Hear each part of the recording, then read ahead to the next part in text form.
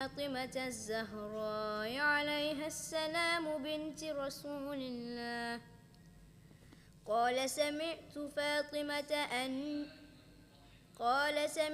فاطمة أنها قالت دخل علي أبي رسول الله في بعض الأيام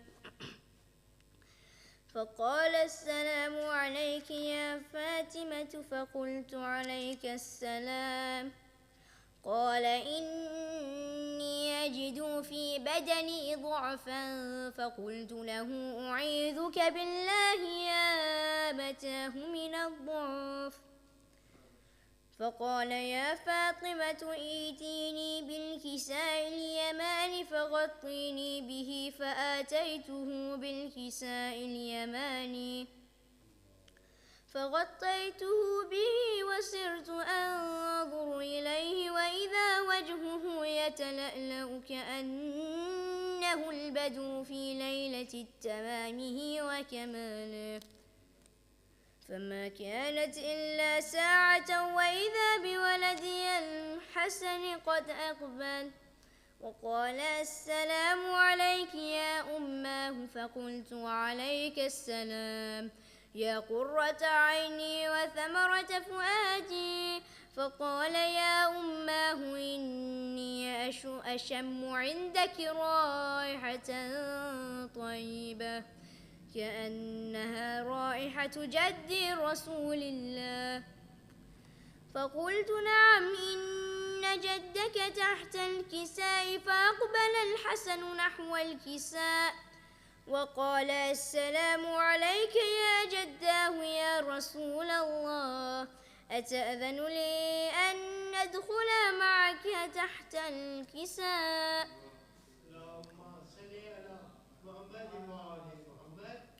قال وعليك السلام يا ولدي ويا صاحب حوضي، قد أذنت لك. فدخلوا معه تحت الكساء. فما كانت إلا ساعة وإذا بولدي الحسين قد أقبل وقال السلام عليك يا أماه. فقلت وعليك السلام يا ولدي ويا قرة عيني وثمرة فؤادي. فقال يا فاطمة إني أشم عندك رائحة طيبة كأنها رائحة جدي رسول الله. فقلت نعم إن جدك وأخاك تحت الكساء. فدنا الحسين نحو الكساء وقال السلام عليك يا جداه، السلام عليك يا من اختاره الله، أتأذن لي أن أدخل معك تحت الكساء؟ قال وعليك السلام يا ولدي ويا شافع أمتي، قد أذنت لك. فدخل معهما تحت الكساء.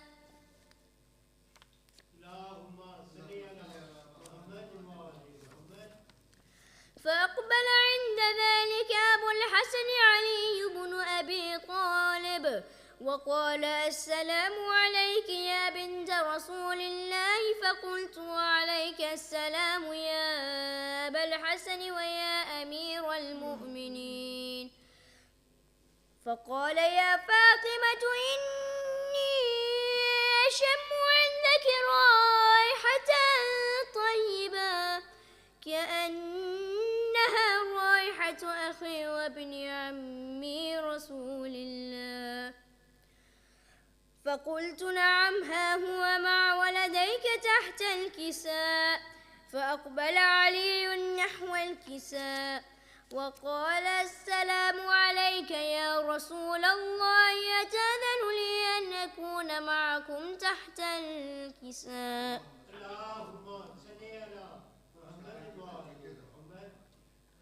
قال له وعليك السلام يا أخي ويا وصي وخليفتي وصاحب لوائي، قد أذنت لك. فدخل علي تحت الكساء. اللهم صل نحو الكساء وقلت السلام عليك يا أبتاه يا رسول الله، أتأذن لي أن أكون معكم تحت الكساء؟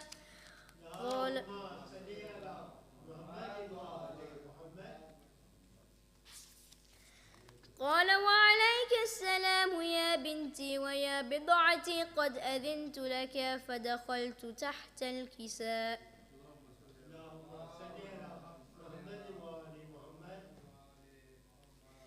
فلما اكتملنا جميعا تحت الكساء أخذ أبي رسول الله بطرفي الكساء وأومأ بيده اليمنى إلى السماء وقال اللهم إن هؤلاء أهل بيتي وخاصتي وحامتي، لحمهم لحمي ودمهم دمي، يؤلمني ما يؤلمهم ويحزنني ما يحزنهم، أنا حرب لمن حاربهم وسلم لمن سالمهم وعدو لمن عاداهم ومحب لمن أحبهم، إنهم مني وأنا منهم، فاجعل صلواتك وبركاتك ورحمتك وغفرانك ورضوانك علي وعليهم، وأذهب عنهم الرجس وطهرهم تطهيرا.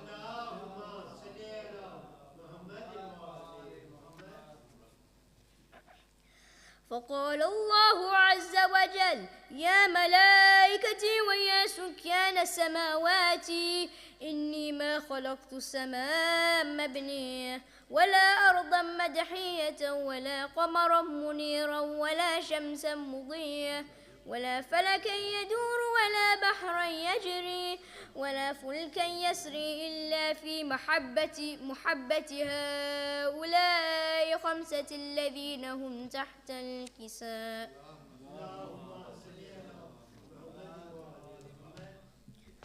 فقال الأمين جبرائيل يا ربي ومن تحت الكساء؟ فقال عز وجل هم أهل بيت النبوة ومعدن الرسالة، هم فاطمة وأبوها وبعلها وبنوها.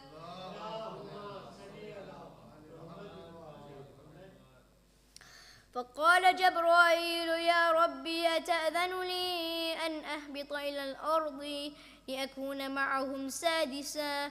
فقال الله نعم قد أذنت لك، فهبط الأمين جبرائيل. السلام عليك يا رسول الله، العلي الأعلى يقرئك السلام ويخصك بالتحية والإكرام ويقول لك وعزتي وجلالي إني ما خلقت سماء مبنية ولا أرضا مدحية ولا قمرا منيرا ولا شمسا مضية ولا فلكا يدور ولا بحرا يجري ولا فلكا يسري إلا لأجلكم ومحبتكم، وقد أذن لي أن أدخل معكم، فهل تأذن لي يا رسول الله؟ وقال رسول الله وقال رسول الله وعليك السلام يا أمين وحي الله نعم قد أذنت لك، فدخل جبريل معنا تحت الكساء.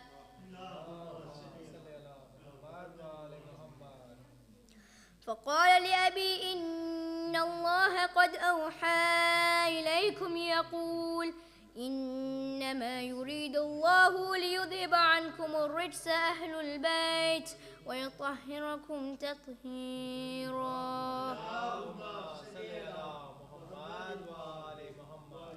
فقال علي لأبي يا رسول الله أخبرني ما لجلوسنا هذا تحت الكساء من الفضل عند الله. فقال النبي صلى الله عليه وآله والذي بعثني بالحق نبيا واصطفاني بالرسالة نجيا ما ذكر خبرنا هذا في محفل من محافل أهل الأرض وفيه جمع من شيعتنا ومحبينا إلا ونزلت عليهم الرحمة وحفت بهم الملائكة واستغفرت لهم إلى أن يتفرقوا، فقال علي عليه السلام إذا والله فزنا وفاز شيعتنا ورب الكعبة.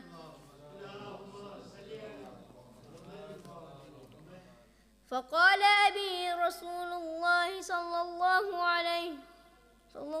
عليه وآله يا علي والذي بعثني بالحق نبيا واصطفاني بالرسالة نجيا ما ذكر خبرنا هذا في محفل من محافل أهل الأرض وفيه جمع من شيعتنا ومحبينا وفيهم مهموم إلا وفرج الله همه ولا مغموم إلا وكشف الله غمه ولا طالب حاجة إلا وقضى الله حاجته. فقال علي عليه السلام إذا والله فزنا وسعدنا وكذلك شيعتنا فازوا وسعدوا في الدنيا والآخرة ورب الكعبة. اللهم صل على محمد وآل محمد. Can I repeat another salawat ala Muhammad wa ali Muhammad? اللهم صل على محمد وآل محمد. محمد وآل محمد صلوات. اللهم صل على محمد وآل محمد.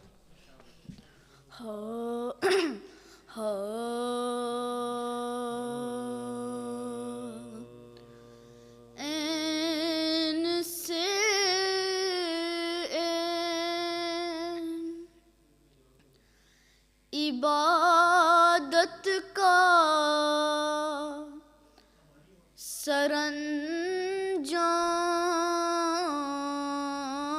سرانجام ہوا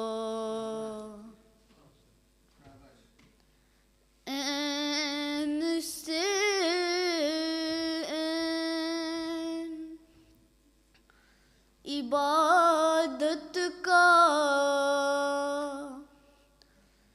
سرانجام ہوا لام وہ لام کہ جس لام سے اسلام ہوا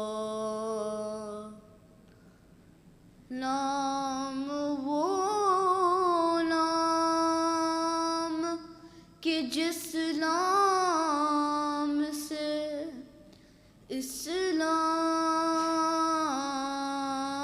اسلام ہوا. یہ سیاور ہوئے مشکل ہر ایک بندے کی یہ سیاور ہوئے مشکل میں ہر ایک بندے کی صدقے اس نام کے کیا خوب علی نام ہوا عین سے محمد وآل محمد صلوات. اللهم صل على محمد وآل محمد.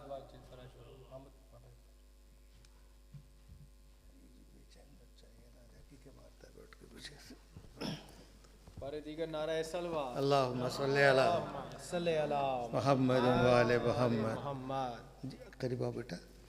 سلامت اور بہت اچھا پڑھا. بسم اللہ الرحمن الرحیم.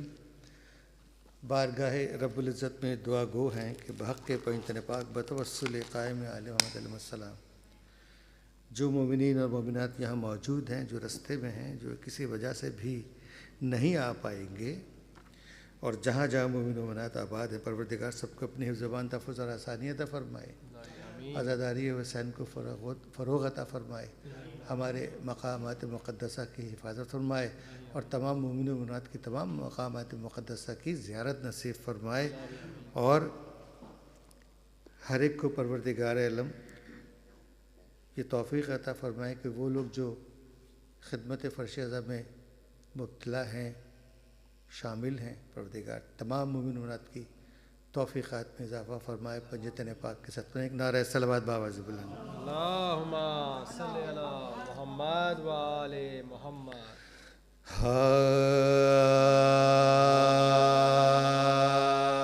شاباش. میرے لیے تکلیف وہ فرماتے ہیں، میرے لیے تکلیف وہ فرماتے ہیں. آ کے مجھے خواب میں سمجھاتے ہیں، آ کے مجھے خواب میں سمجھاتے ہیں. تم مرثیہ پڑھنے کو جہاں جاتے ہو، تم مرثیہ پڑھنے کو جہاں جاتے ہو، ہم مرثیہ سننے کو وہاں آتے ہیں. میرے لیے تکلیف وہ. صلوات محمد و آل محمد. اللہم صلی علی محمد و آل محمد. 4 مصرے اور.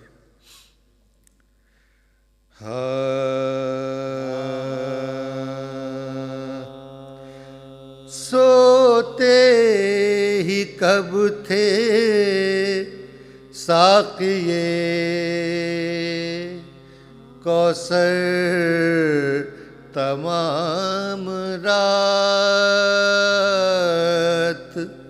سوتے ہی کب تھے ساقیے کوثر تمام رات، کرتے تھے ذکر خالق اکبر تمام رات. بیدار بخت یہ شب ہجرت گواہ ہے، بیدار بخت یہ شب ہجرت گواہ ہے.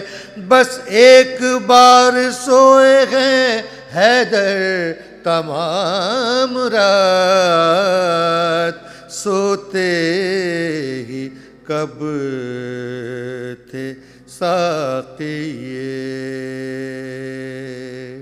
نعرہ صلوات باواز بلند. اللہم صلی علی محمد و آل محمد. 4 مصرے اور.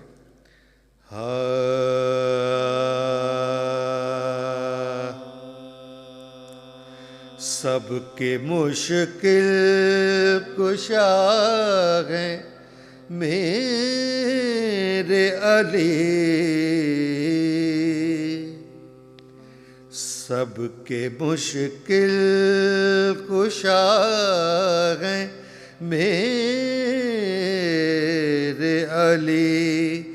بات ایسی ڈھکی چھپی کیا ہے، بات ایسی ڈھکی چھپی کیا ہے.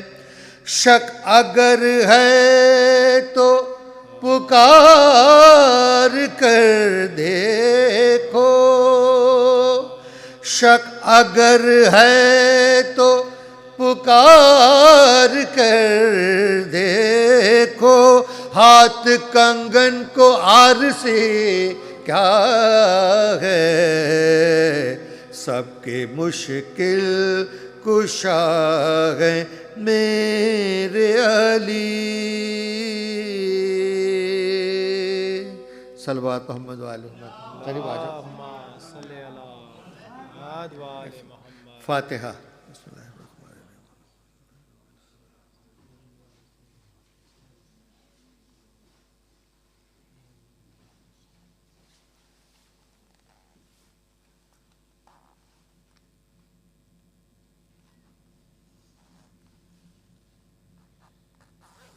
اللہ الرحمن الرحیم.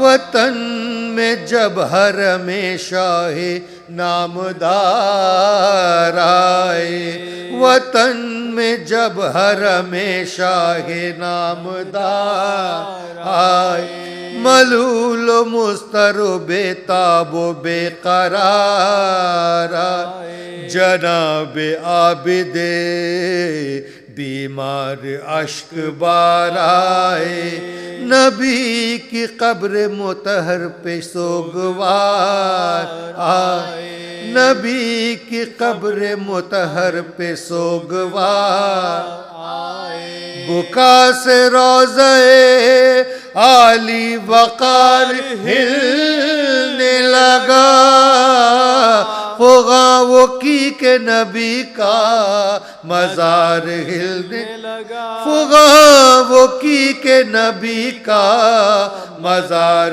ہلنے لگا، کوئی پکار کے نانا فلک ستائی ہوں، میں شرم سے یہاں آنے میں تھر تھر آئی ہوں، یہ نظر آپ کے روضے پہ لے کے آئی ہوں، کہ ابن شیر خدا کی سنانے لائی ہوں، کہ ابن شیر خدا کی سنانے لائی ہوں، اخی کی لاش پہ میں کربلا میں رو آئی،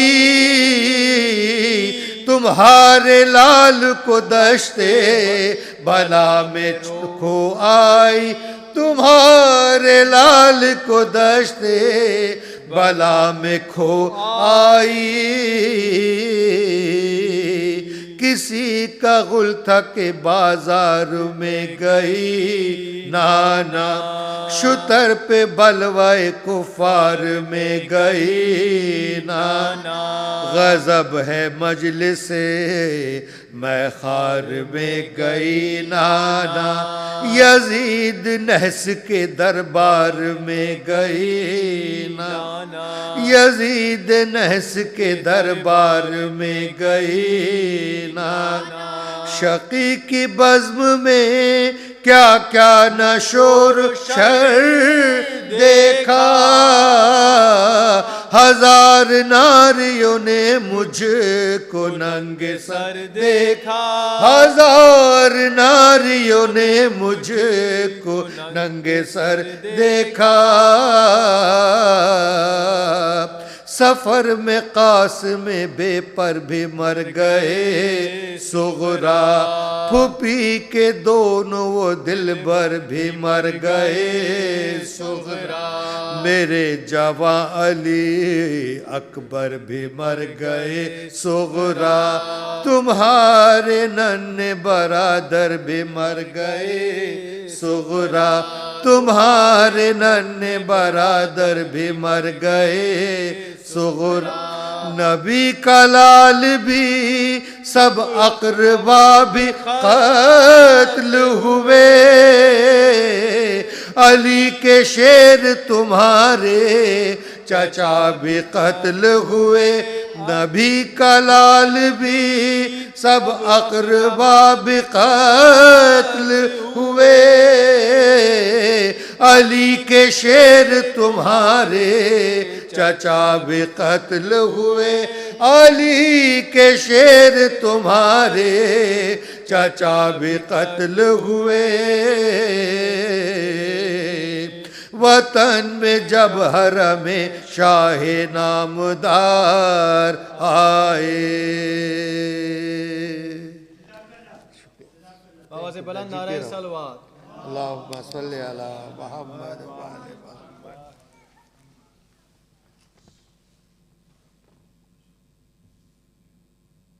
پارے دیگر نعرہ صلوات. I'd like to request Moulana Mirza Abbas to come on the member. Today's topic, Mu'mineen, is how to connect with God, reasons for unacceptance of du'as and suggestions on how to make du'as. پارے دیگر نعرہ صلوات.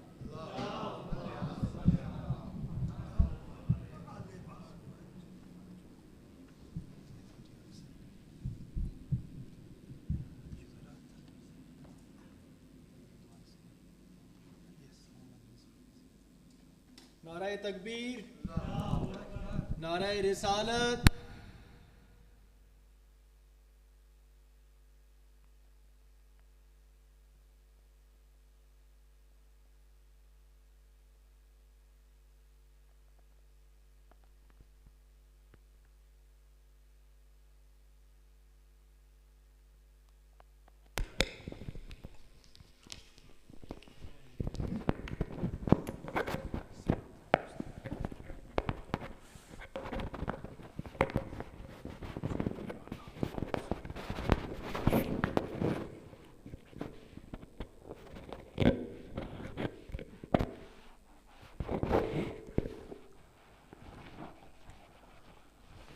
اعوذ باللہ من الشیطان الرجیم. بسم اللہ الرحمن الرحیم. الحمد للہ اولہ بلا اول کان قبلہ وآخرہ بلا آخر یکون بعدہ الذی قصرت عن رؤیتہ ابصار الناظرین وعجزت عن نعتہ اوہام الواصفین. ثم الصلاة والسلام على سيدنا ونبينا حبيبنا وطبيب نفوسنا أشرف الأنبياء والمرسلين أبي القاسم محمد اللهم صل على محمد وآل محمد وآله الطيبين الطاهرين المعصومين المظلومين ولعنة الدائم على أعدائهم وغاصب حقوقهم ومنكر فضائلهم أجمعين من الآن إلى قيام يوم الدين. أما بعد، قال الله الحكيم في محكم كتابه المجيد. بسم الله الرحمن الرحيم. قل ما يعبأ بكم ربي لولا دعاءكم. صدق الله العلي العظيم. صلوات الله محمد وعلى محمد. اللهم صل على محمد وآل محمد. The verse which I just recited from Surah Furqan, verse number 77. And it says, قُلْ, say, O Prophet, مَا يَعْبَوْ بِكُمْ رَبِّي لَوْلَا دُعَاءُكُمْ. Allah will not look at you or attend you if your du'as were not there. It is because of the du'a that Allah focuses towards us. It's a very interesting topic, particularly on a night of du'a. Thursday night is the night of du'a. That's why we connect to Allah subhanahu wa ta'ala on a Thursday night. As we all know, and we've been trying to reflect upon the existence, and we said that everything have a role to play and at the same time have a value. Everything have a value. And Allah have asked us to learn from the ayat, that is out there. And also narrations that we have from the Ma'sumeen, they also encourage us to do so. For example, a mu'min should be like a bee. There's a hadith which is, a mu'min should be like a misal of a bee. As we were speaking about yesterday, the shahawat and all that, which all animals have that, all bee also have it, right? However, look, here a mu'min should be like a bee. Why like a bee? Right? Because it only feeds on something that is pure. It never goes something that is dirty. It's not in the fitra and nature of that. And many other examples which one could really understand, like how they are in the state of, unity. Mu'mineen, that's how they should be, right? So it's a question of contemplation and reflection. The ayat are there, and we really need to reflect and contemplate and understand, right? That's why, even Masumin in Nahjul Balagha, you have a sermon on bat. You have a sermon on a peacock. You have the Ahl Bayt alayhi salam have spoken about these and also recommended that what type of pets one should have. And one could really understand and the reason behind that of having these pets. Not like cat and dog and this, okay, it becomes more of a issue right now to even criticize pets, but yes,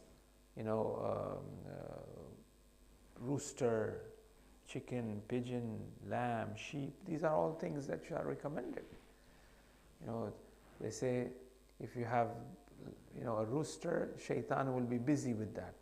If you have pigeons, shaitan will be busy with that and it will not bother the members of the household. If you have a rooster, it will give, sing in the morning of Fajr, if you look at it. And if you have a rooster, you will see how caring that rooster is towards the chickens.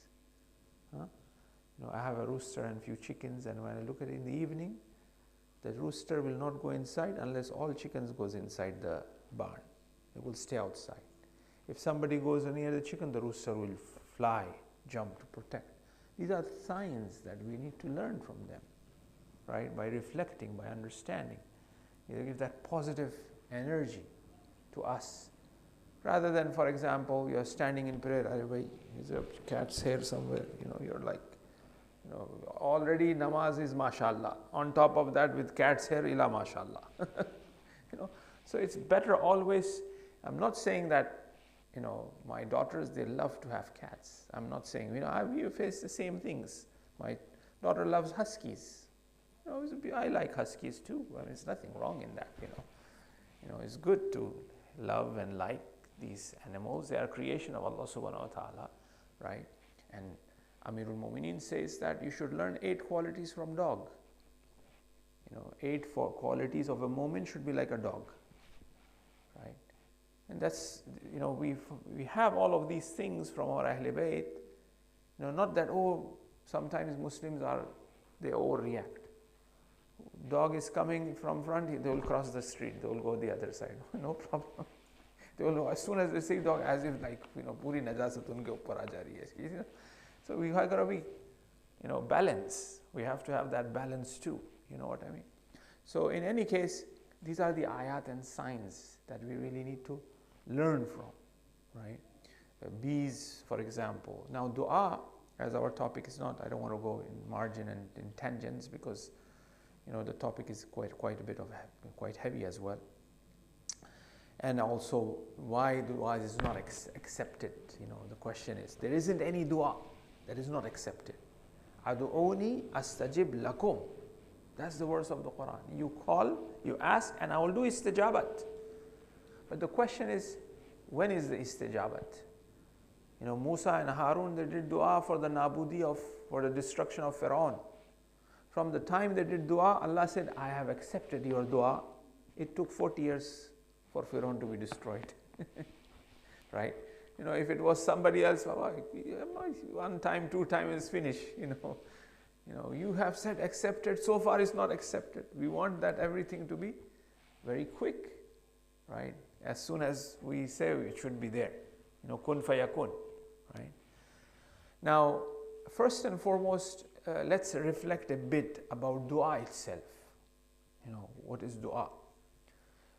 Dua is part of wider realm of communication of man, of creation with God. Dua is part of that. Yeah? Dua is, because dua is zikr. There's zikr, we say zikr. There's zikr.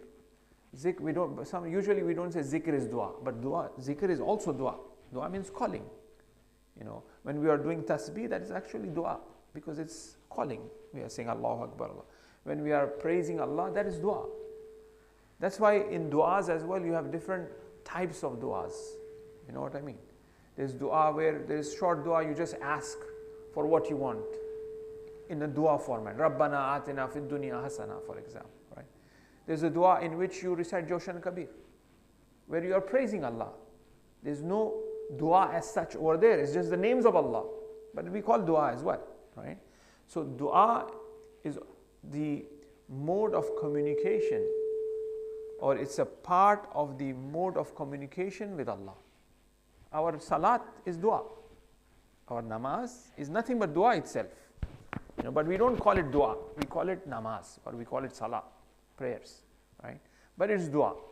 Within duas as well, you know, there are 3 different categories of dua. For example, there's dua kumail, we say. It's dua kumail.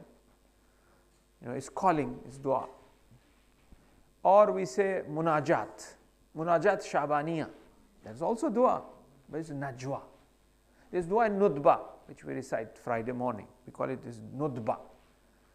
Munajat is najwa, which means is whispered prayers, is a whispering. You know, in munajat shabaniya, it begins like this: Wasma du'ai idha da'utuk. Oh Allah, I call on you, you listen to. Wasma du'ai idha da'utuk. Wasma nidai idha nadaituk. Wa aqbil ilayya idha najaituk. First is when I call you, dua, you listen to me. Wasma du'ai idha da'utuk. And you listen to my dua when I do dua. Wasma nidai. Nida is when I call you loudly. Idha nadaituk. You know, it was I call somebody, but I shout. It's nida. It's bitch me. Then wa aqbil ilay. When that iqbal take place. Iqbal means being opposite to each other. Iqbal have taken place. Idha najaituk. When that closeness comes, I whisper. Idha najaituk. Right? And whispers is usually beautiful, you know, right? And it's between lover and the beloved, between Layla and Majnoon, between Ashiq and Mashuq. It's night time, nobody is listening and nobody there, but the lover and the beloved, they whisper. Yeah? It's like that. Latif is very subtle sort of communication. And usually an insan, when he starts doing dua, he does dua, he asks.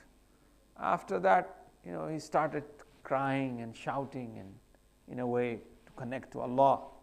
Then he gets tired and he sits down near the zari and he just whispers and just tears flows, you know. So these are the different sort of categories or domains within dua itself. Like as we said, dua is a part of a bigger picture, which is the way of connecting and communicating. Because there is also, the Quran says, يُسَبِّحُ لِلَّهِ مَا فِي السَّمَاوَاتِ وَالْأَرْضِ. Whatsoever is in the heaven and earth, they are doing tasbih of Allah. Tasbih is dua, right? So they are doing tasbih of Allah. Whatsoever is in the heaven, you know, the earth, the trees, the plants, everything is doing so. Or for you, وَإِن مِّن شَيْءٍ, whatsoever is there, وَإِن مِّن شَيْءٍ إِلَّا يُسَبِّحُ بِحَمْدِهِ وَلَكِنْ لَا تَفْقَهُونَ تَسْبِيحَهُمْ. You know, whatsoever is in the heaven and earth is doing tasbih and doing hamd of Allah, walakin, but you do not understand the tasbih of it. You know, you don't listen. You know, Allama Tabatabai says, one day I was sitting in the park and then all of a sudden I was looking at these crows, they are making sound, and then I realized these crows are saying nothing but La ilaha illallah. I was listening La ilaha illallah. Right? I had a friend, we used to study together, he was a doctor, he was a physician of Ayatollah Saadat Parvar. Ayatollah Saadat Parvar is known as Ayatollah Pahlawani by name. He was a student of Allama Tabatabai. Allama Tabatabai had different students, the same way as, you know, our sixth Imam, Imam Jafar Sadiq alayhi salam, you know, had different students. There was Zurara, for example, you know, the companion of Imam Sadiq, who was expert in fiqh. So the riwayat that we have in fiqh is from Zurara. There was Hisham ibn Hakam, who was good in theology, the riwayat of theology that we have from Hisham ibn Hakam. There was Abu Basir, who was blind, the companion, but he was good in Irfan. So we have mystical Irfani narrations from Abu Basir. So every person is different in their take and their understanding, and the Imam trains them in a different way. Same way Allama also had different students. Most of them, they were all-rounder, no doubt. But some people are some students are in special field, special. Like for example, when Allama was giving tafsir, Dars Tafsir Quran, when he became ill, he asked Ayatollah Jawad Awmali to continue his tafsir. So that was like an ishara, an indication that Jawad Awmali is very amazing in tafsir. And there's like 70, 60 volume, I don't remember right now, of tafsir of Ayatollah Jawad Awmali. He just recently finished it. When I was in Hausa in 94, we used to attend his tafsir classes, and he was giving Surah Araf, chapter number 7, and he just recently finished after, I don't know, 25 years or so. The tafsir all his life is, they're not, and they don't only give one lesson, there's one tafsir. He teaches usul fiqh, kharij, he teaches fiqh kharij, he teaches falsafa, he teaches irfan, and he has akhlaq. Right? And he was Imam Jummah at that time as well. He's like 92 years old only. May Allah prolong his life. Extremely busy. And every lesson, takes time. You have to go through so much, right? They have that strength of manavi. Because they are in that state of dua all the time. When a person is in the state of dua, he has that strong connection with Allah, and he will have that, inshallah. Salat ala Muhammad wa ali Muhammad. So therefore we said that dua is one of that part of bigger domain of connecting to Allah. Now, how insan connects to God, just in the margin one more, and then I'll get in more detail of the haqiqat, the reality of what dua is. How insan connects to God.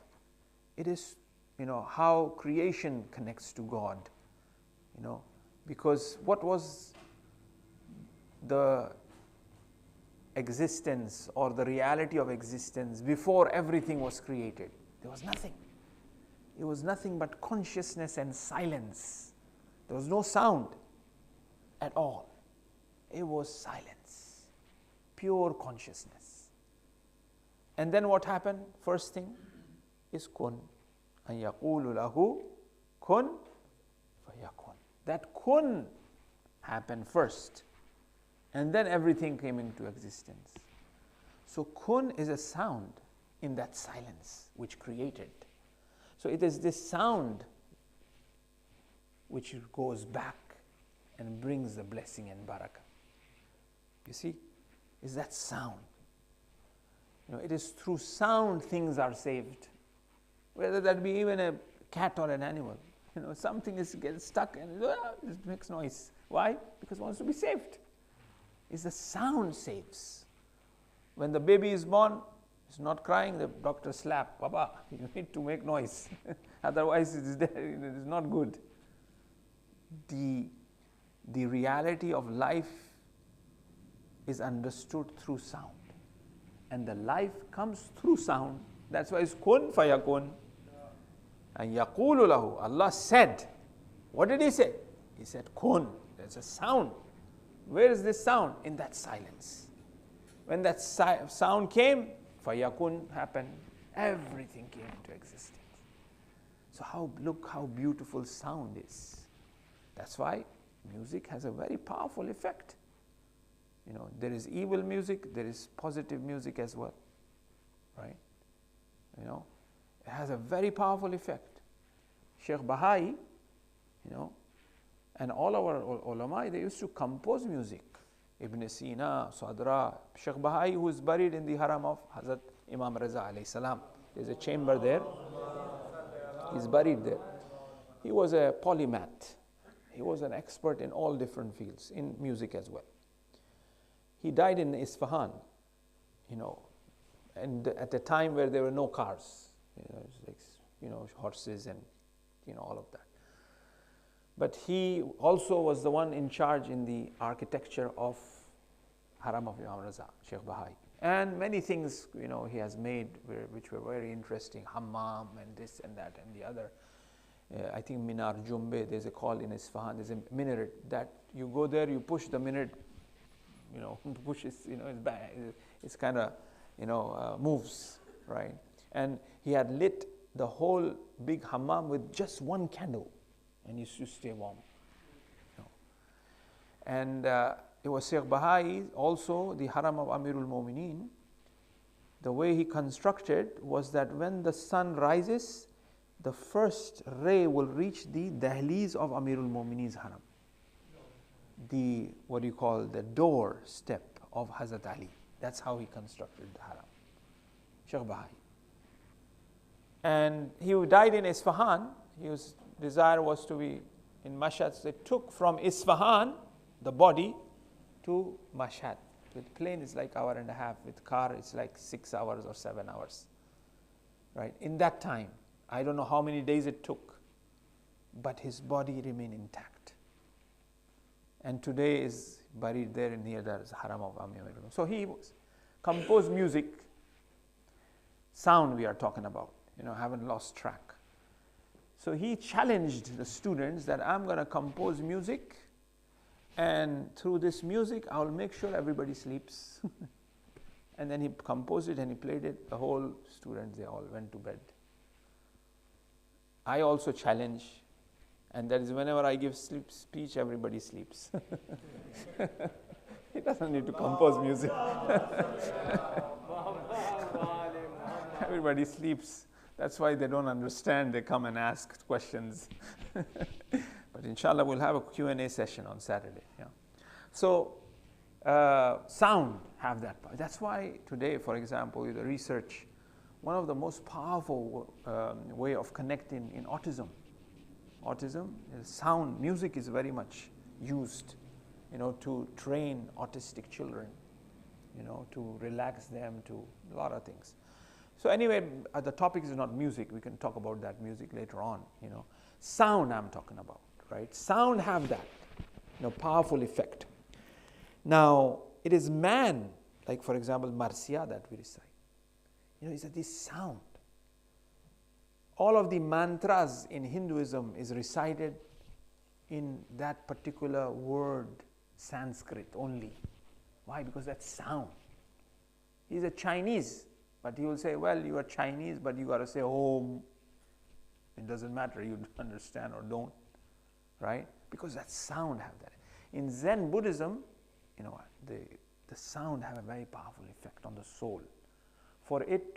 Sound becomes a vehicle for the soul to go towards Allah, right? Now this sound can also become a vehicle to go towards shaitan.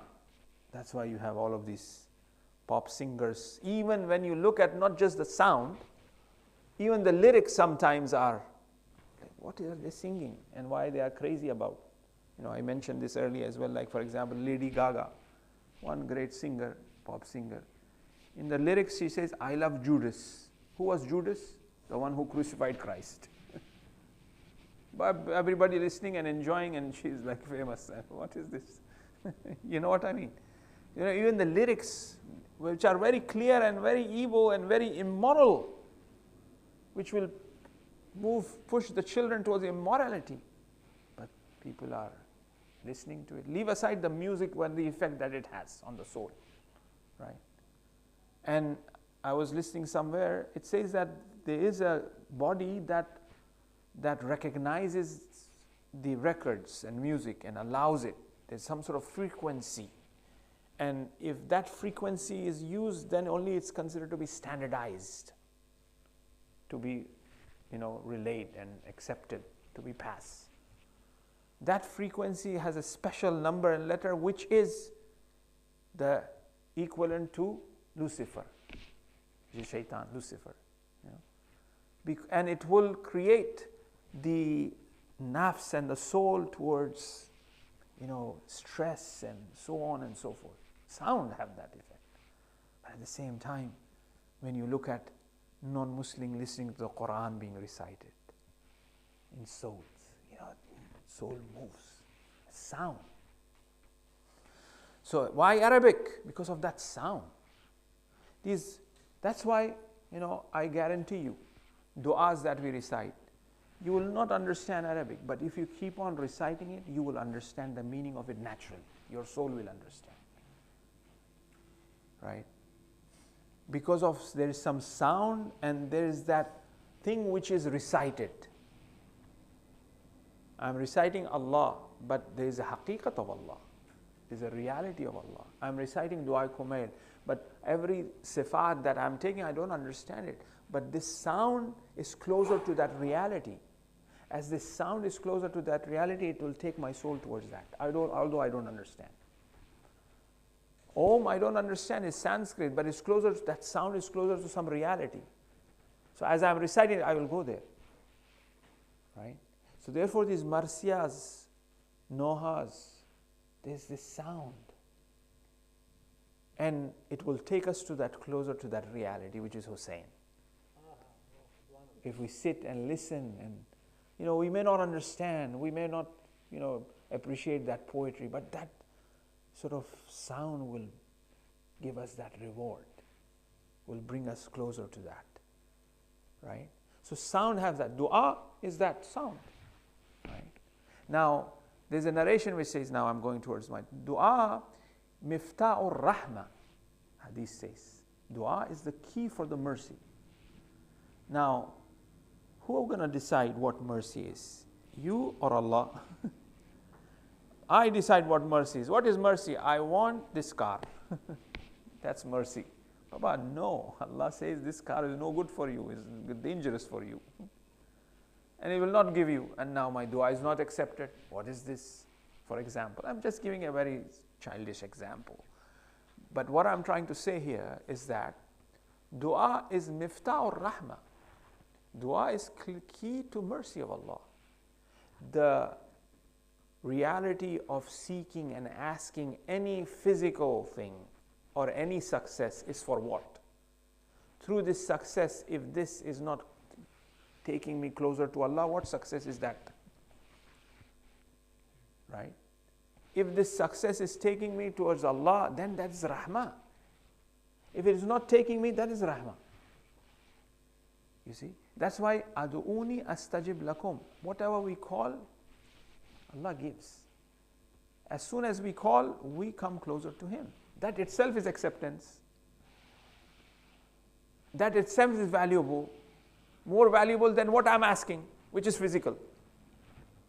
I'm being in the presence of Allah and saying, Ya Allah, forget what I'm asking. This Ya Allah, that's it. My dua is accepted. I have gained that qurb. Right? And Allah wants us to ask. And the hadith says, ask Allah, seek Allah, as if the hajat is at the door, with husn zan, which means it's there, it's right there, with tawakkul, with trust, and with sincerity. That's how we should ask. Right? And asking, like I said, itself is acceptance, because it has already brought me near Allah, which is the maqsad. If that physical thing not going to take me near Allah, what good is that? That's why they say in the hereafter, the angels or Allah will show why this dua was not accepted, and in return of this, Allah is giving you this. Then the mu'mineen will say, I wish none of my duas were accepted. Right? So that is, and if you look at it, for example, why we are getting upset? Because we wanted something and it didn't happen. And we are suffering in a way. Whether that be emotionally we are suffering, physically we are suffering, financially or whatever way we are suffering. But suffering is part and parcel of life. Who have suffered more than Fatima Zahra? Who am I? Where they were the best of people, Masoom and the best of the best. They suffered. Bibi Sakina, 3 years old. Don't you want Bibi Sakina's dua of his father not being slain that way accepted? Huh? But it happened. So the purpose of dua is actually realization and utilization of our existence to connect and come closer to God. leaving aside what our hajat is. It's difficult, right? But we have to understand that. Right? First, we need to understand the reality of dua. Haqiqat al-dua is what? Haqiqat al-dua is nothing but manifestating, showing who I am really are, who am I, and who Allah is. That is the reality of dua. That I am faqir, that I am in need. As the Quran says, Ya ayyuhan nas, antumul fuqara ila Allah. Oh people, you are faqir. Right? That is dua. That I am nothing, oh Allah, you are everything. The nothingness of me is like the oddness of number 3. Number 3 is what? Is an odd number or even number? It's an odd number. Okay, can 3 be not odd? It's just not possible. 3 must be odd. Right? So the same way, for us, we are faqir. We are nothing. We are nothing. That is the reality. And when we realize that and we ask, La ilaha illa ant, subhanaka inni kuntu min ad-dhalimin. Payambar, prophet, 40 days, great prophet. He's 40 days continuously doing this dua and this zikr. Where? In the belly of the whale. In how much of darkness? Darkness of the sea, darkness of the ocean, darkness of the belly of the whale, darkness itself, darkness of the nafs. So many darknesses that he wants to come out of his la ilaha. And they say that he had no room to breathe. Hazrat Yunus. One of the ways that we should reflect upon the Quran is the different types of du'as being asked by the Prophet. And they have different styles. Hazrat Ibrahim asked in a different style. Hazrat Yunus asked in a different style. Hazrat Musa asked in a different style. There are different ways of connecting, which also reflects their reality of their wujud, their spirituality. Right? Sometimes they say, Rabbi, Rabbana atina fid dunya. Rabbana hablana min azwajina wa zurriyatina qurrata uyun waj'alna lil muttaqina imama. Imam Hazrat Ibrahim. Right? Now here, sometimes it's ilahi. Why there are these differences? It needs to have that ma'rifat and understanding. Right? But here, what Hazrat Yunus is, La ilaha illa ant. There is no Rabb and there is no ilah. The intensity and the pressure on Hazrat Yunus is so much. He says, La ilaha illa ant. There is no God but you, O Allah. With the Ism Jalaleh, that sour name of Allah subhanahu wa ta'ala. So, the point of the reality of dua is actually we have to understand the true nature of ours and then seek. But when we are seeking, we have so much of tawajjuh on so many things, on ourselves, on our, dua itself. So many times we look at the pages, when it's going to finish, so on and so forth, right? We get tired of asking, but it's like, no, ask in that way. That I am nothing vis-a-vis Allah. Look how Imam Sajjad alayhi salam, in Saif al-Sajjadiyya, how Amirul Mu'mineen passes out at night. Mawlaya, Mawlaya. In Munajat of Amirul Mu'mineen that we recite usually in the month of Ramadan. Every night he's like that. Who are we? Right? Fourth Imam like that. Masumin like that. Asking and seeking. So that's the reality that we need to understand. Right? Once we understand that, the result of it as such that we are looking for, it doesn't really make much of a difference. Because it has done that job, right? It has done that which it's supposed to be done, which has brought me that closer. That, oh Allah, you are. There is nothing valuable than me. Thank you so much for this. Seventh Imam, when he was put in that prison, he said, thank Allah.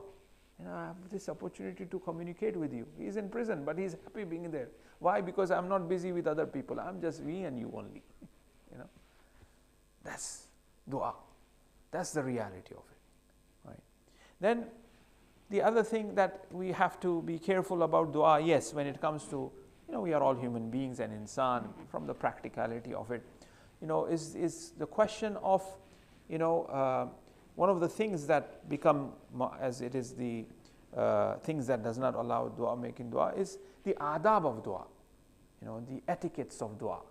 For example, it says you should say Bismillah ar-Rahman ar-Rahim, take the name of Allah. Not necessarily Bismillah ar-Rahman ar-Rahim as such. However, we say Ilahi, which is also a name. Ilahi azam al-bala wa bara. It begins with Ilahi. Rabbana atir, which is the name of Allah. So it begins by the name of Allah subhanahu wa ta'ala. Allahumma salli ala Muhammad. Right? And the other thing is also, which we have heard, is a reminder, فَذَكِّرْ إِنَّ فَأَتِ الذِّكْرَ, which is we recite salawat in the beginning and in the end. Why? Because when the beginning of the dua is accepted and the end of the dua, it is not possible that Allah does not accept Allahumma salli ala Muhammad wa ali Muhammad. Then therefore our dua is like in between. So it should be like a sandwich, so to speak, right? So then there is acceptance of dua there. So there are certain adab of dua which have been mentioned by Masumin, by what you call Ahlul Bayt alayhimus salam, and by the scholars as well, which we have to focus upon. Then the other thing is fulfillment of the haqq and huquq of people that we need to be careful about. That we have to fulfill that for my du'as to be accepted. Then is the question of not committing a sin. A person should not commit a sin. Committing sin becomes hurdles for the acceptance of dua. Becomes a veil in front of that mercy to reach, in front of that thing that we are seeking. We have to not commit sin. So this means that we should do astaghfar. That's why in the month of Ramadan, we begin with astaghfar. Astaghfirullah wa atubu ilayh 70 times, 100 times. Astaghfirullah Rabbi wa atubu ilayh. And then we start all of the other amal and du'as that are there. So astaghfar is a must. Astaghfar is a must. A person comes to Hazrat Amir, he asks, I don't have children, I need awlad. He said, do astaghfar. He leaves. Another person comes, I don't have a job, I don't have risk, I have problems financial. He said, do astaghfar. Another person comes and asks for health, I have this problem. He said, do astaghfar. So the ashab asks, is everything astaghfar? He said, yes. Is it because of the sins that a person commits? A person faces a problem. As the Quran also points out, Ma asaba min musibatin, there is no musibat, illa except because of your own actions. Because of our own actions, we call this musibat on us. This musibat that usually for us. Yes, Ahlul Bayt also have musibat. But did they, na'uzubillah, committed a sin? They did not, but still they did so much of astaghfar at the same time, right? We'll talk about that as well. Now, this musibat, ma asaba min musibatin, that musibat, whatsoever musibat comes, is of our own actions, right? So, the problems that we face, the not acceptance of dua is that. We have to seek forgiveness. We have to do astaghfar for our du'as to be answered, right? Sometimes, there are things that are unknowingly committed, which sometimes become an issue as well, for which we have sadaqah raddul mazalim.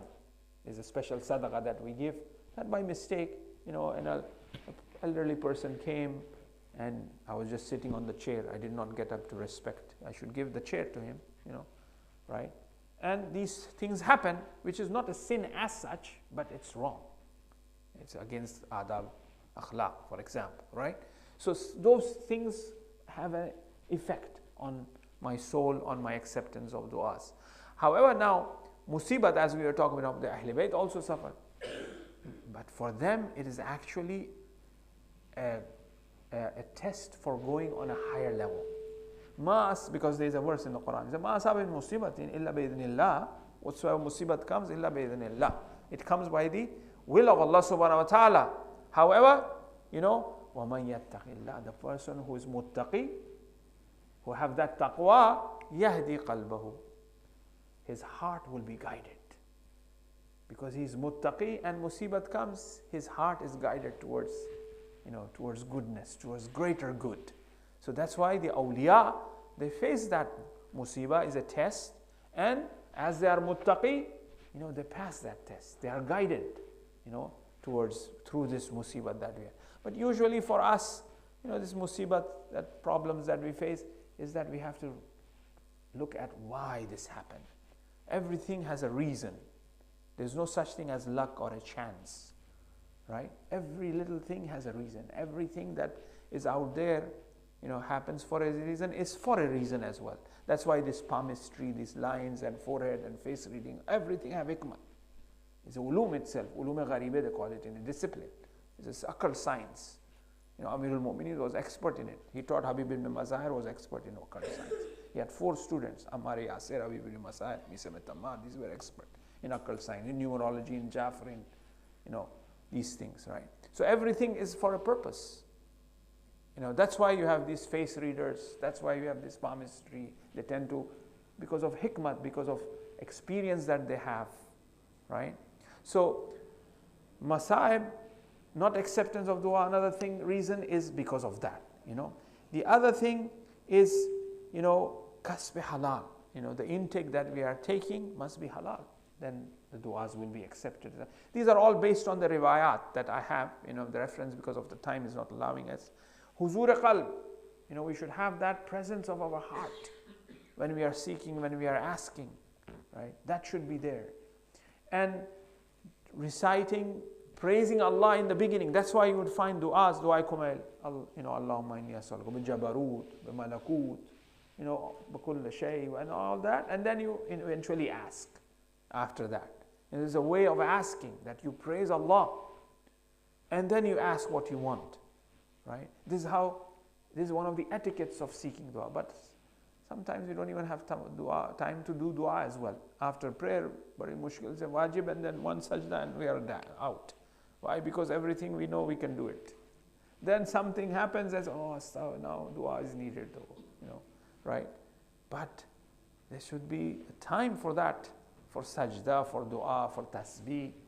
The taqibat that are there should be recited. And all of these du'as have a very powerful effect upon our surrounding, right? These are like codes. They decode the rahmah of Allah on that day. There's dua of Monday, there's dua of Sunday, there's Saturday, Sunday. 4th Imam have given these du'as. Taqibat of Zohar, taqibat of Asr, taqibat. So why they are different? They are different. It's like there's dua while in the bathroom when you are passing water. There's dua to recite. Obviously, you're not going to recite the dua when you're about to eat food. There's a different dua. It's dua. There's dua.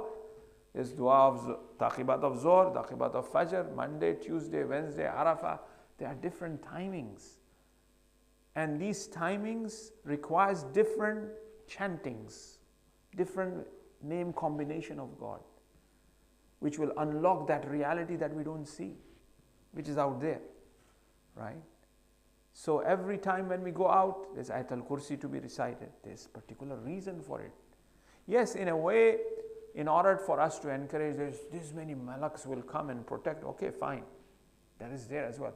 But there are certain names of Allah, when that comes out from the soul, it creates an energy. It creates a sound, which get rid of certain evil energies that is out there, which will protect you and make you pass through and move. Right? So the presence of the heart and understanding of it is very important. That sincerity is important. Like I just said, that a person may not understand Arabic, but he's reciting Dua Kumail Munajat Shabaniya, right? Imam Khomeini says that Munajat Shabaniya is one of that munajat that if a person makes a habit of reciting it and he masters Munajat Shabaniya, he will reach to a maqam in spiritual wayfaring, in Sayr al-Suluk. He will reach to a maqam. It is not possible that the spirituality and the manaviyat is only for example, people who are studying, who know Arabic, or who are studying in the seminaries, for example. What this young lad have made a mistake, that he was busy with work, and he's not cup of tea to go and study, for example, Sarf and Nav Arabic. But his mu'min is nice. It will be unjust. It will be unjust. It will be injustice towards that person if he's not given. If that person sincerely reads that, naturally it flows. At least we can read the translation and reflect on those translations, right? And see how beautiful God is. Yeah. In haramtani fadal faman dalladhi yarzuqani. Munajat Shabani. I say, oh Allah, if you make it haram, who is there to make it halal? In khadaltani faman dalladhi yansurani. If you don't help me, who is there to help me? Oh Allah, the way you have hidden my faults in this dunya, hide the faults in the hereafter as well. The way you have shown me nothing but beauty, oh Allah, here. Allah have shown nothing but beauty. How beautiful it is. How beautiful. That's the best place that we can ever imagine. There's no other best place for you and me to be here in the world right now where we are.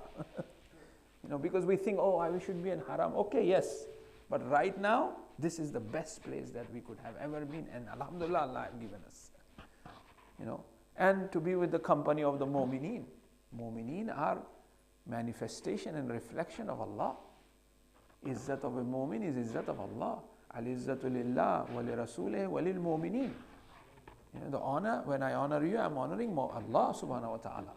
When I'm loving you, I'm respecting you, I'm caring for you, it is care for Ahl Bayt. And ataqarrabu ila Allah wa ila rasulihi wa ila mu'mineen la take. Your friends of Hussain, bring me closer to them. We recite in Ziyarat Ashura, right?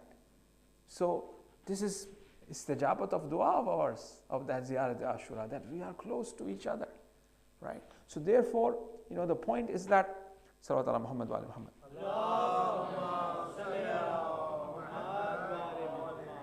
So he will not, it will be unjust if I don't know Arab. So, Wallah, you showed me beauty in this dunya.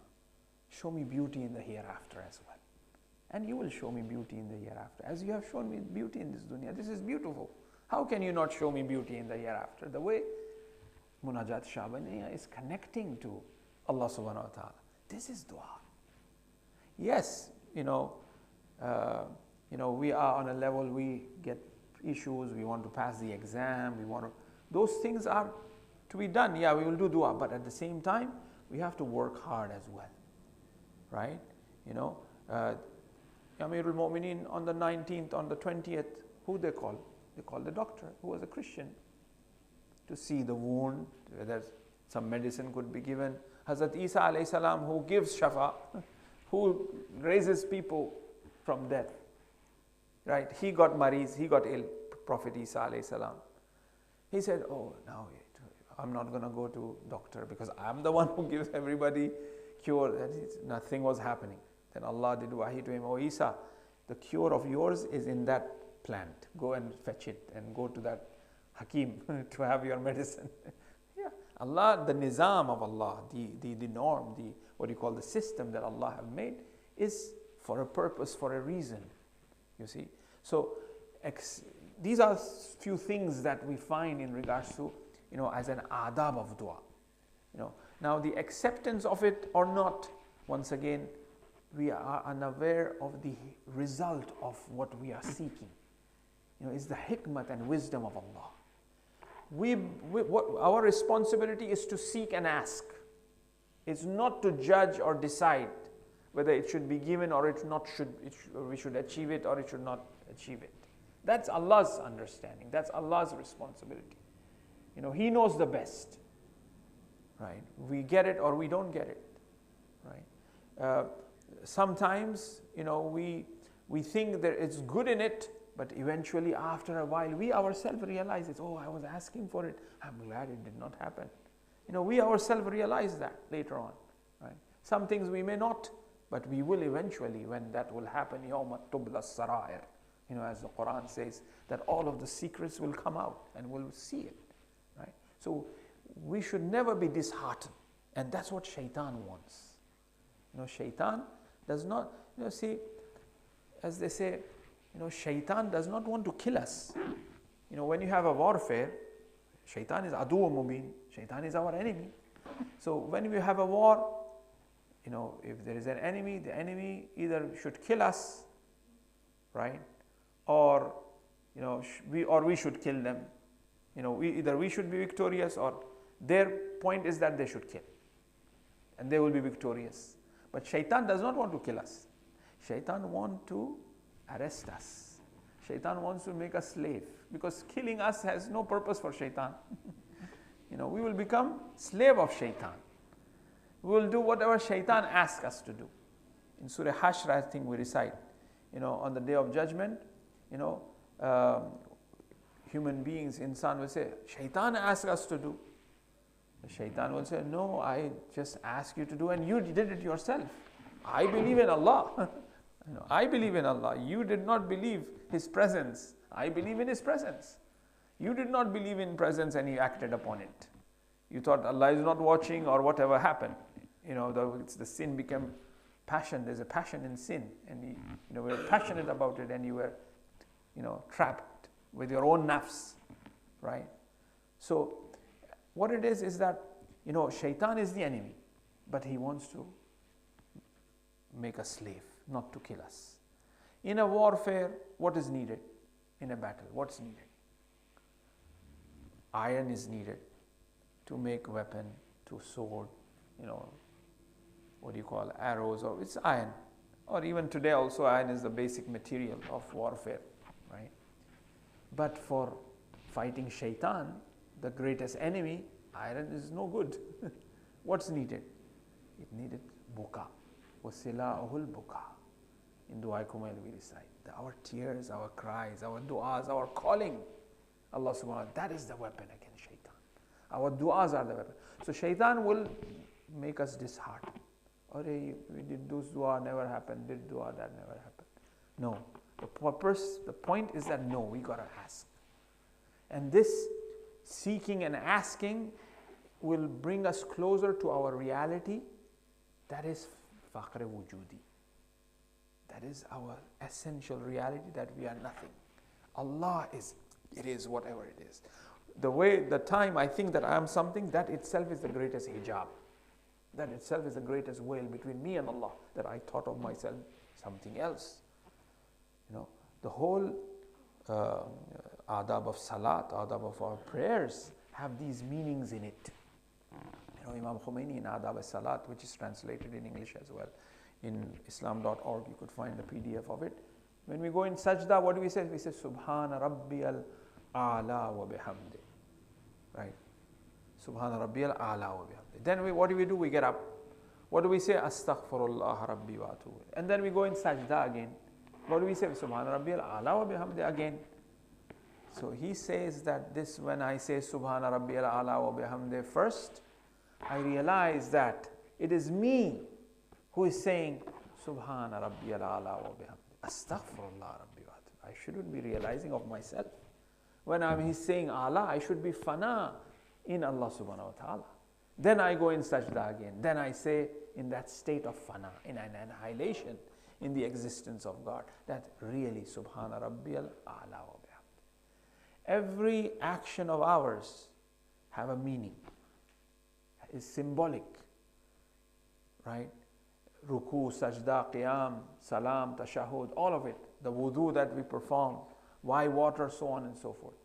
All of these things have very powerful effect upon the soul.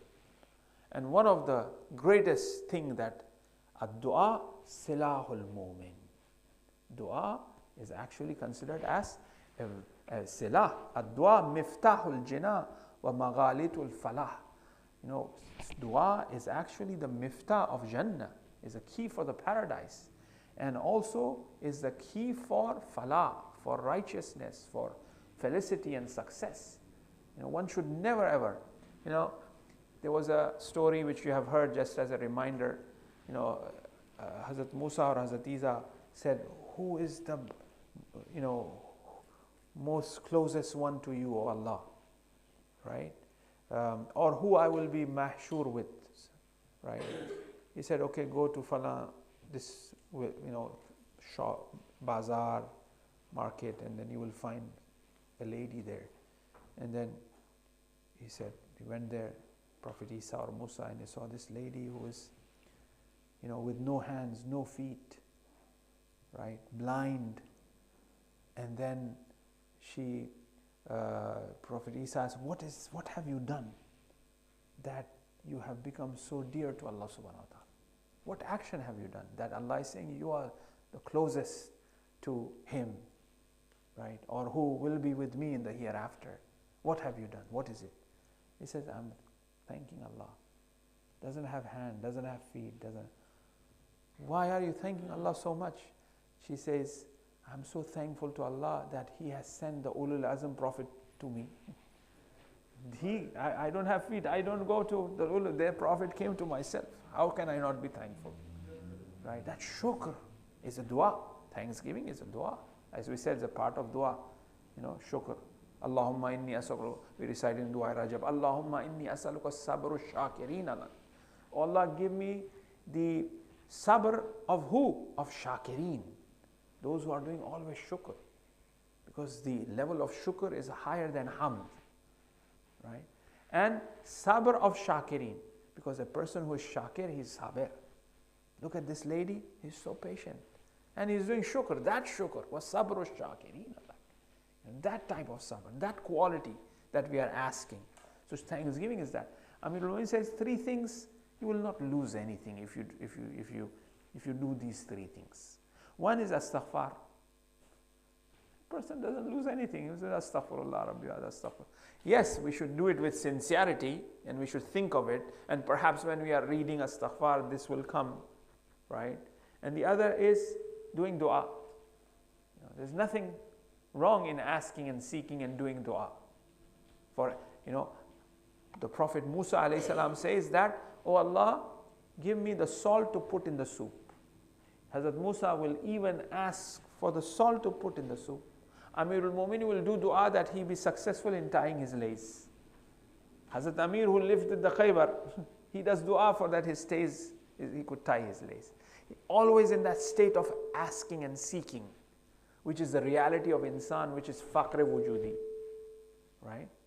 So always, so Hazrat Amir said, doing astaghfar, person will not lose anything. Doing dua, person will not lose anything. And shukr, thanksgiving, thanking Allah, the person will not lose anything. Always one should be in a state of shukr all the time, thanking Allah, alhamdulillah, shukran lillah, alhamdulillah. How this is the best thing that we could ever imagine, right? He still have given us an opportunity to seek forgiveness. Many people, for example, are there, right, who does not have that opportunity. But we have. So even thanking that, oh Allah, we are so thankful that, we are born. A few days ago, Agha Sahab also did this dua, that Ahlul Bayt been introduced to us.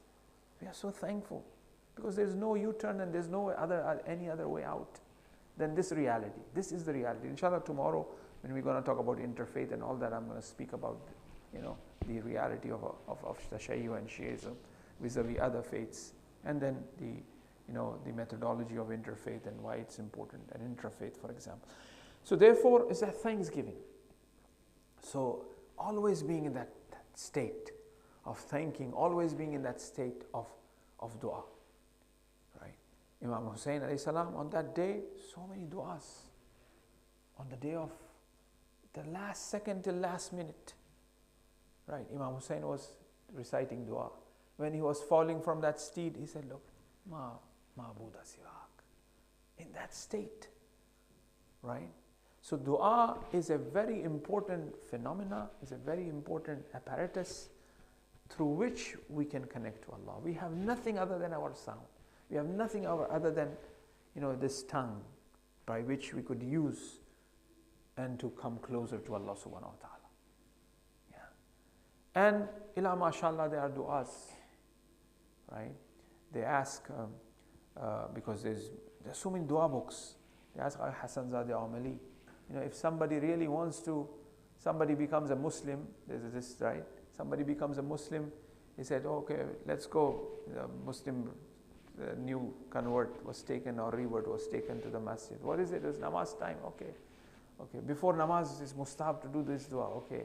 Before Fajr, namaz is shab. Before, he said, what is this? Namaz, dua, namaz, dua, there is nothing other than this. All 24 hours is taken. There are duas for 24 hours. When you go to sleep, this dua. When you wake up, this dua. When you go bathroom, this dua. When you come out bathroom, this dua. When you are taking shower, this dua. So many duas, and they are from Masumin. There are different duas books as well. Miftahul Falah, Mafatihul Jinnah, Misbahul Munir, Misbahul Huda. So many dua books. Now, Agha Hassan Zadeh said that at least once in your lifetime, you should have read once, at least once, that dua. In Mafatih, so many duas. We only read maybe Dua Kumail, Dua Mashlul, Dua Joshan Kabir, And this Ziyarat Ashura or Ziyarat Waris, these are the things mostly we read. But there are so many other du'as as well. At least once in our lifetime we should try to read them in our whole life. That once I have read this dua before sleeping, which is mustahab to recite. Once in my life I have read this dua, for example, while leaving the house, this dua to be recited, I have recited that, right? So the purpose is that these du'as are there so that through which we can connect to Allah subhanahu wa ta'ala, and they are very important. And they should be, part and parcel of our life. And we should always invoke them. And that is why, the Masumin have given the du'as, daily du'as, Monday du'a, Tuesday du'a, Thursday du'a, special du'as of the 4th Imam. It's a eve of Thursday, eve of Ziyarat of Aba Abdullah al-Hussein, particularly is highly recommended to recite Ziyarat of Imam Hussein, to do the Ziyarat of Imam Hussein on the eve of Thursday. Eve of Thursday, which is also an eve to remember our marhumin, to do dua. There's a request of dua of a brother who is going to have an open heart surgery. May Allah subhanahu wa ta'ala give him shifa, and also you remember we'll recite Amma Yujibu later on for him, with his name inshallah. Muhammad Rizvi? Sayyid Muhammad Ali Rizvi, may Allah give him shifa. So tonight is the night of Musibata that we usually do on a Thursday night. Remember the Musibat of Imam Hussain alayhi salam. And these are the days of returning of the Ahlul Bayt alayhi salam from Sham to Medina as well. And Thursday should be dedicated, to the Majalis of Imam Hussain. Ayatollah Qazi says that recite the Masaib of Imam Hussain even if there is one person in the house. Have a Majlis of Imam Hussain. Whatever a person, he says, whatever I have got in this world is from Imam Hussain, it's from the Ziyarat of Imam Hussain, it's from recitation of the Quran. And the Masaib and Tawassul is very important. So Shab-e-Jum'ah is the eve of a Friday, Masaib of Baba Imam Hussain alayhi salam. How much of du'as that we find. It's a whole research in itself. How many du'as Imam Hussain recited on the day of Ashura? What du'as they were? How many sermons he talked about? The day of Ashura is a day in which so many things happen. Ahkam al-fiqh can be extracted, from the day of Ashura. Rulings, ahkam, right? Du'as, spirituality, right? Love, care. What was happening? Irfan and mysticism. La yawm, there is no day like the day of Abu Abdullah. And when the greatest musibat, as they say, that the Allama Shustari mentions this, Allama Ishtihardi have mentioned this incident in his book called Lamentation, which has been translated in English as Lamentation, in the Maqtal of Imam Hussain alayhi salam, that the wa'is, the reciter, reads the Masaib of Imam Hussain. And then he had a dream that he's reciting on a mimbar, and a lady comes from in the haram. It was the Sahan of haram of either Karbala or Najaf, I don't remember exactly, but the story is in that book, Lamentation of Ayatollah Ishtihardi. And this lady comes and she said, you don't recite the Masaib of my son, of Imam Hussain. He said, no, I do recite the Masaib. I do mention that how, shimmer and all that. He said, no, that's not the Masaib of Hussain. The Masaib of Hussain was when he was parting farewell with Sakina. That is the Masaib. That was the most difficult. When Hussain part farewell to Zainab, the last farewell, because he went, he fought, he came back again. When he came back again, he asked Fizza to bring that special shirt, his second farewell, and he wears that because he's not coming back now. He wears that special shirt, which he tears it. And when Fizza was taking that shirt, that's the time when Zainab says, Inna lillahi wa inna ilayhi raji'un. The time have come that I'm going to be separated from my brother. Then she says, Hussein, my mother have given some wasiyah that I need to carry out before you leave now. I said, what is the wasiyah? Come closer. Our mother have said to kiss your neck, because that's the place where the dagger going to go. Then Hussein said, oh sister Zainab, do you remember that all your life, everybody asked me that what was the wasiyat of the father when he was about to die? Wasiyat of Hazrat Ali, which was, he said this wasiyat to only Hussein. He did not mention to Imam Hassan or to anybody else, but to Imam Hussain alayhi salam. And everybody asked the whole life that what did your father said? So Hussain discloses this wasiyat on the day of Ashura. He says, Zainab, do you remember our father have done a wasiyat to me, and everybody asked me all the life, what was that wasiyat? That wasiyat to kiss the hands of Zainab. Kiss the hands of Zainab, oh Hussain, before you leave, because robes will be tied to my daughter. There's a special relationship always with the daughter and the father, and with the mother and the son. The mother came with Hussain till Hussain left this world, till he became Shaheed. And who came on night of Sham-e Ghariba? It is Ali who came to support and help Zainab. That's why the Zainab says, oh father, this is the time you have come. Because she saw Ali there. These are manifestation of those realities that the Ahl Bayt have that power to do so. So here Hussain parts farewell from Zainab, and then he goes on the steed and he wants to go towards the battlefield. And the horse is not moving. So he says to the horse, he speaks to the horse, oh Zuljana, I know you're really tired. You have gone so many times to the battlefield. Because Hussain was going to attend all of the shuhada. But I tell you, this is the last ride, O Zuljana. And this ride is only for one way. I will go in the battlefield and I will not come back. But Zuljana is saying something. He's looking down. And then when he looks down, he sees Sakina holding to the feet of Zuljana, not allowing the horse to move. Hussain quickly jumps down from the steed and he picks up Sakina, who's a 3-year-old girl. And he says, Sakina, I will be going. You have to be patient. You have to be patient. I will get you water. He says, Father, don't speak about water. My uncle said he will get water. He never. Sakina says, Hussain says, you will be orphan. Sakina says, orphan? Oh, Father, remember when I asked you, when the Hazrat Muslims Shahadat report came, and you call the daughters of Muslim and you start caring for them so much. You put the hand on their head in a very lovely way, in a very kind way. And I asked you why you're doing this. You told me that they have become yatim. They have become orphan. Oh Father, can you do that to me before you go? Because you are saying that I will become yatim. So please care for me in the same kind way. Oh Father, I always slept on your chest.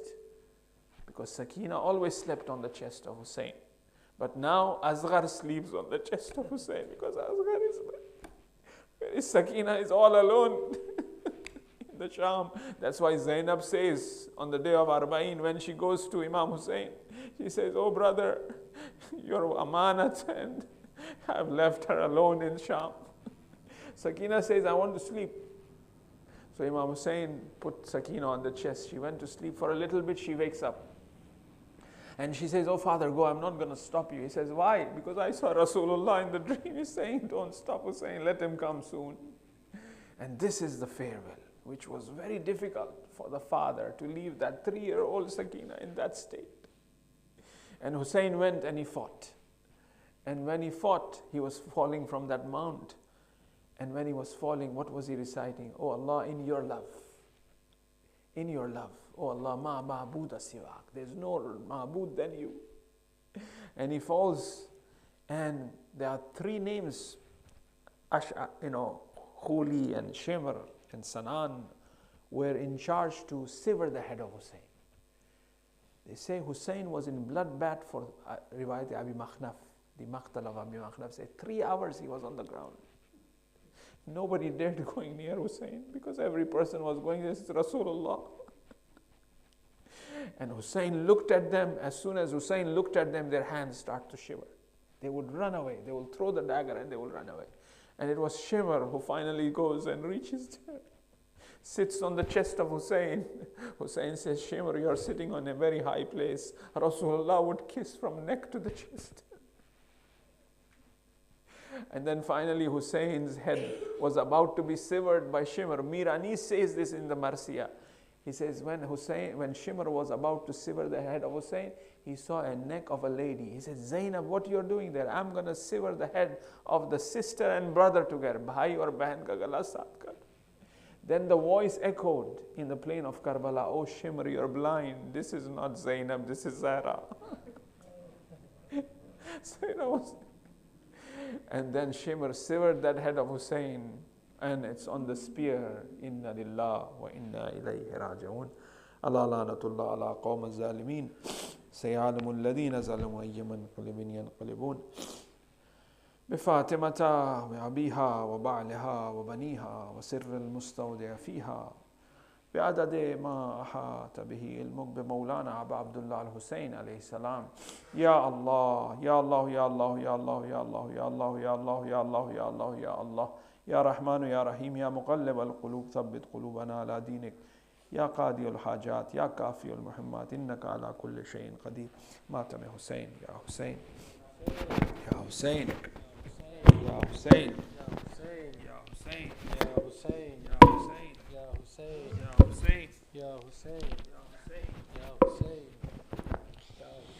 اکبر کا لہو شہ کی ابا تک پہنچ گیا.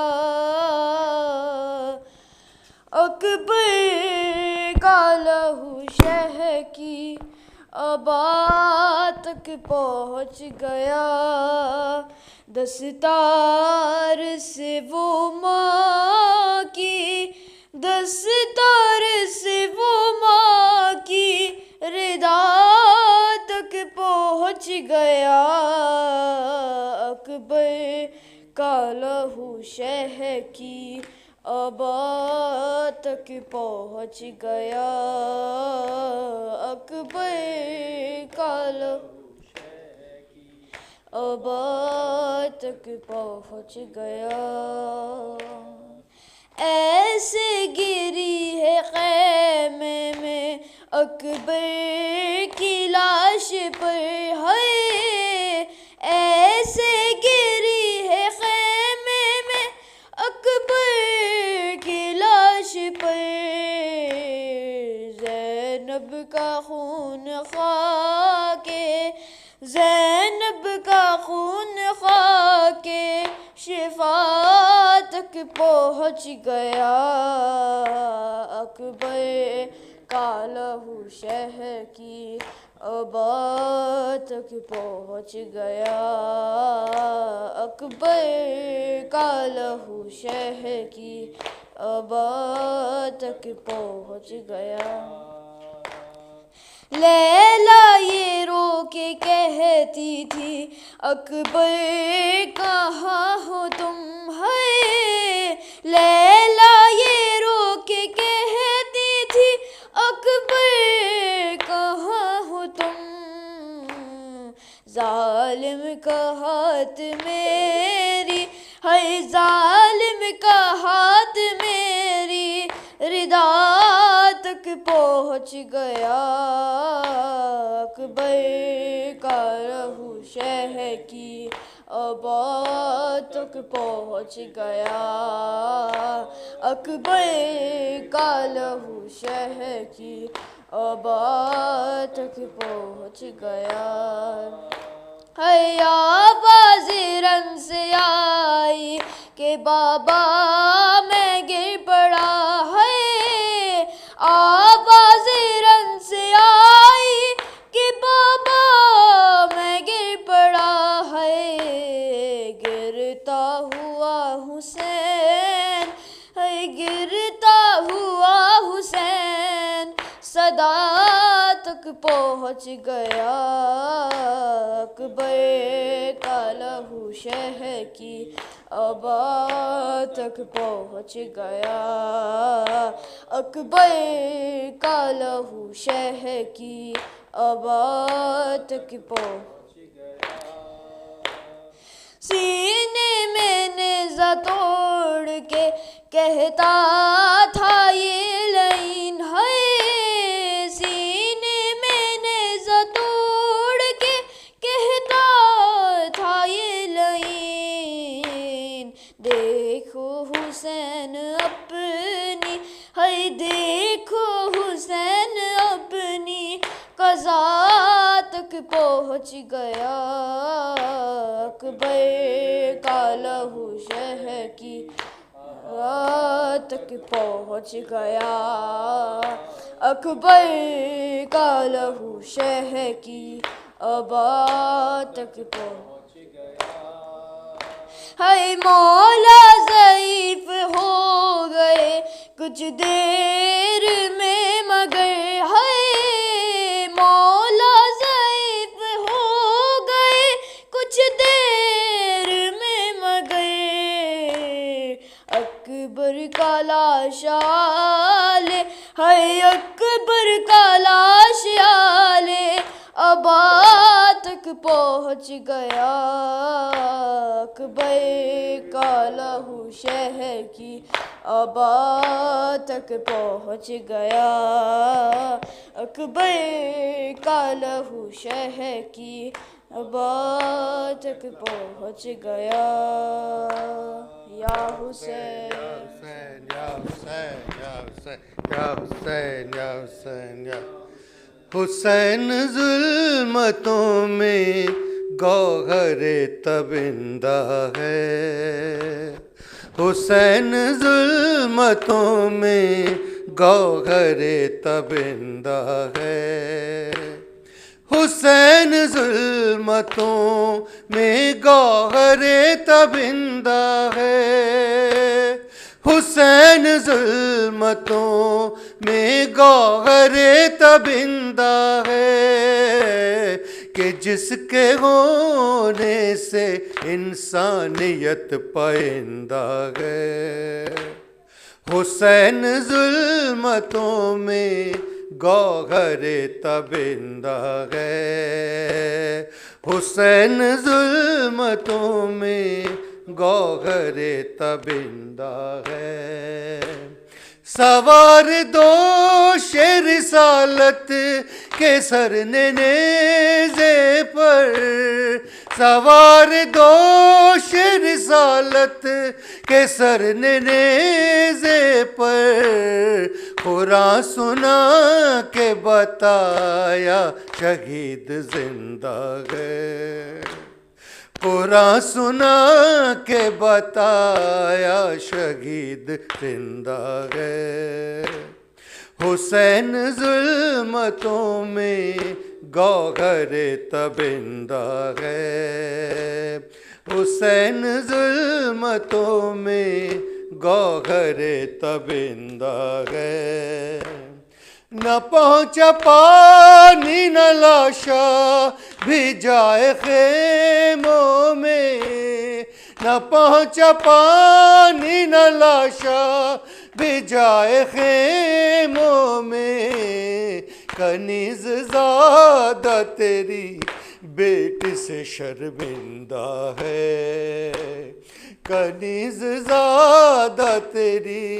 بیٹی سے شرمندہ ہے حسین ظلمتوں میں گوہر تبندہ ہے حسین ظلمتوں میں گوہر تبندہ ہے جو سر بڑھے نہ نظر آئی غازی کو زینب جو سر بڑھے نہ نظر آئی غازی کو زینب یہ سر نے گر کے بتایا شہید زندہ ہے یہ سر نے گر کے بتایا شہید زندہ ہے حسین ظلمتوں میں گوہر تبندہ ہے حسین